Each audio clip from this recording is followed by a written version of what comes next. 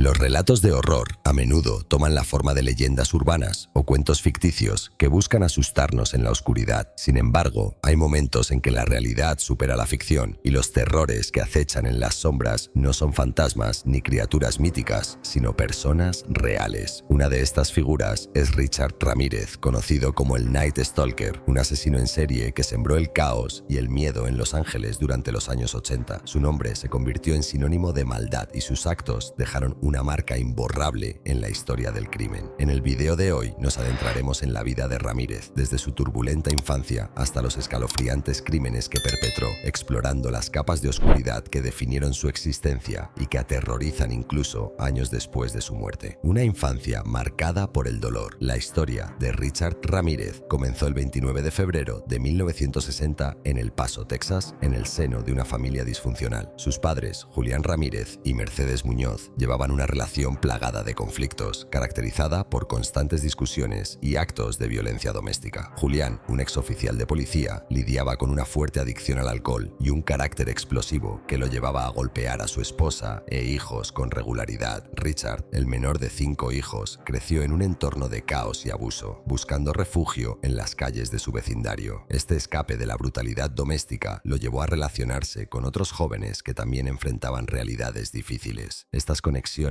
reforzaron en él una tendencia hacia la delincuencia temprana, marcando el inicio de un camino oscuro. Uno de los eventos más significativos de su infancia fue un accidente que ocurrió a los 9 años, cuando un columpio lo golpeó en la cabeza. El impacto le provocó convulsiones epilépticas, lo que añadió una capa adicional de complejidad a su desarrollo emocional. Sin embargo, algunos especulan que este incidente pudo haber sido consecuencia de los abusos físicos a los que fue sometido en casa, lo que sugiere un ciclo de violencia aún más profundo. La influencia de Miguel Ramírez. A los 12 años, Richard encontró en su primo Miguel Ramírez una figura que, aunque marcó profundamente su vida, lo condujo por un camino oscuro y destructivo.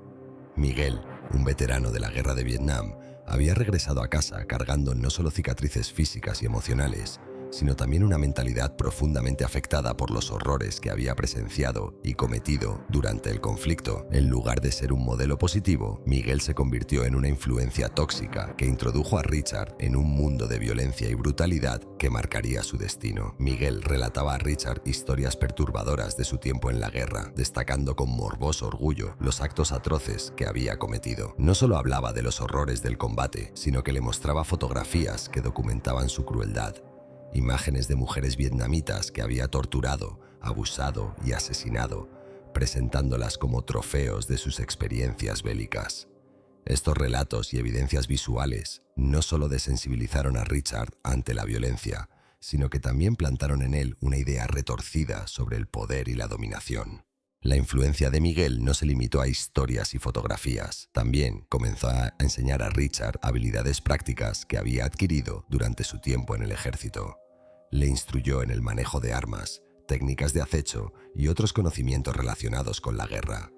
Estas enseñanzas, impartidas con un aire de autoridad y experiencia, sembraron en el joven una fascinación inquietante por la violencia, el control y la capacidad de causar daño, alimentando fantasías oscuras que eventualmente pasarían de lo imaginario a lo real. El punto culminante de esta relación retorcida llegó cuando Richard fue testigo de un acto de violencia extrema que definiría su perspectiva sobre la vida y la muerte. En una acalorada discusión doméstica, Miguel asesinó a su esposa frente a Richard, un evento que dejó una marca imborrable en su mente. Presenciar este acto brutal solidificó en el joven la percepción de la muerte como un medio de poder, control y, en su mente distorsionada, una forma de liberación. Si has llegado hasta aquí, te animo a que le des a me gusta y te suscribas al canal para seguir disfrutando de contenidos tan fascinantes como este. Tu apoyo es muy importante para nosotros. Los Ángeles, un nuevo comienzo oscuro. En 1975, con apenas 15 años, Richard dejó El Paso y se mudó a Los Ángeles, una ciudad que prometía anonimato y nuevas oportunidades. Sin embargo, en lugar de encontrar un futuro mejor, se sumergió en un mundo de crimen y adicciones. Durante este tiempo, desarrolló un interés por el ocultismo, leyendo libros sobre satanismo y asesinatos rituales, y comenzó a incorporar estos elementos en su visión del mundo. Sus primeros años en Los Ángeles estuvieron marcados por pequeños delitos, como robos y posesión de drogas, lo que lo llevó a enfrentarse a la policía en varias ocasiones. Aunque fue arrestado varias veces, nunca se le impusieron penas significativas, lo que le permitió continuar con su espiral descendente. Richard también encontró consuelo en la música, especialmente en bandas como AC/DC, cuyas letras alimentaban su creencia en el poder del mal y la rebeldía.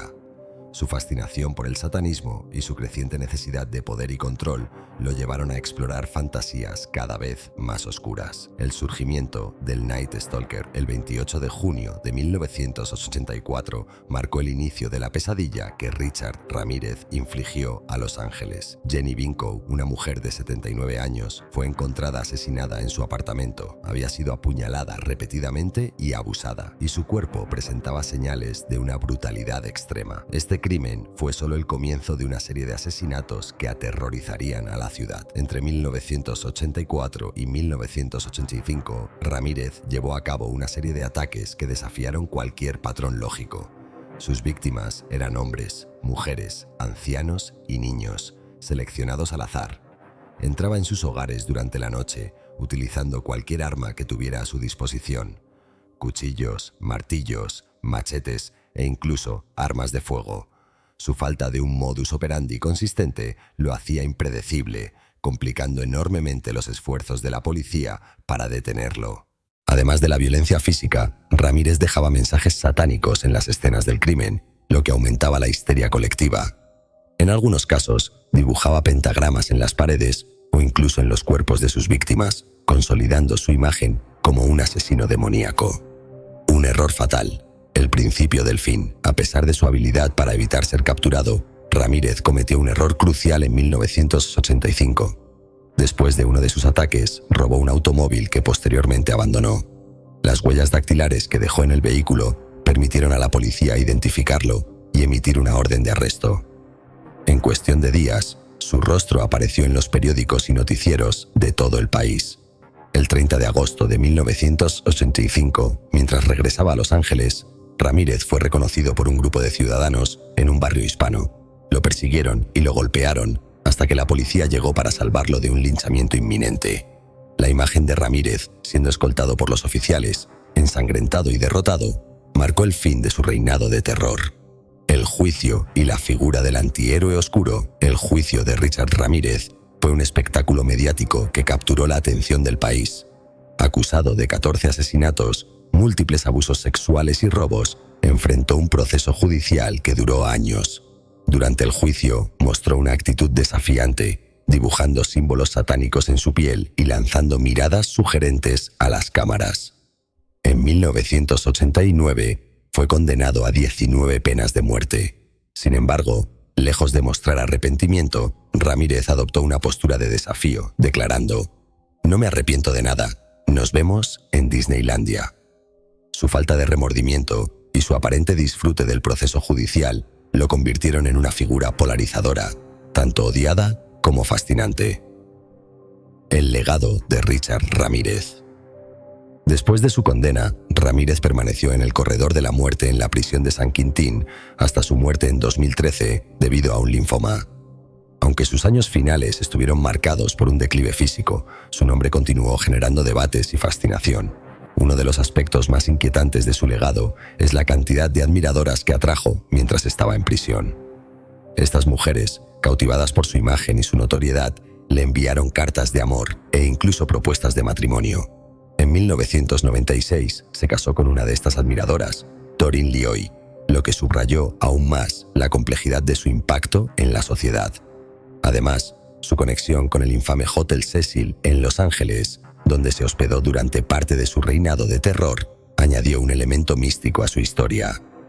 Este hotel, conocido por ser escenario de múltiples tragedias y eventos sobrenaturales, se convirtió en parte del mito de Ramírez, reforzando su lugar en la cultura popular como una figura de maldad encarnada. La historia de Richard Ramírez es un recordatorio de cómo el mal puede infiltrarse en la sociedad y causar estragos. Su vida, marcada por el abuso, la influencia de figuras destructivas y una fascinación por el satanismo, culminó en una serie de crímenes que desafiaron toda lógica y comprensión. Espero que hayas disfrutado de este increíble viaje. Suscríbete y no te pierdas nuestro próximo vídeo. Hasta la próxima.